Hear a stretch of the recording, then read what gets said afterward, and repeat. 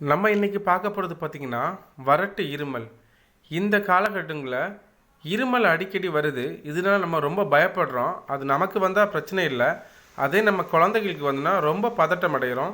இதுக்கு நீங்கள் எந்த பதட்டமும் அடைய தேவையில்லை.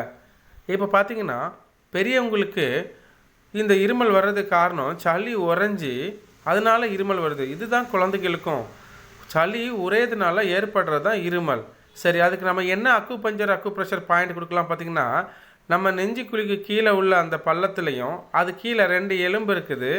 அந்த இடத்துல மெதுவான ப்ரெஷர் பாயிண்ட்டை லேசாக ப்ரெஷர் செஞ்சால் மட்டும் போதும். ரொம்ப அழுத்தம் வேண்டாம்.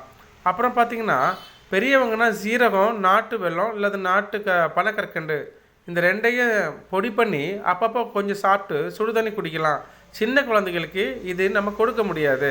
ஏன்னா சின்ன பிள்ளைங்க சாப்பிட்டாங்கன்னா பிரச்சனை கிடையாது. சீரகத்தை வறுத்து பொடி பண்ணி அது கூட நாட்டு வெல்லமோ பனக்கற்கண்டோ சேர்த்து நீங்கள் சாப்பிட்லாம். குழந்தைகளுக்கு சாப்பிட்டாலும் ரொம்ப நல்லது. இல்லைன்னா பாலில் கொஞ்சம் மஞ்சப்பொடி, கொஞ்சம் கற்கண்டு போட்டு, பனக்கற்கண்டு போட்டு நல்லா கலக்கி அதை குழந்தைகளுக்கு கொடுத்தாலே போதும். எவ்வளோ பெரிய வறட்டு இருமல்னாலும் சரியாயிரும். நன்றி.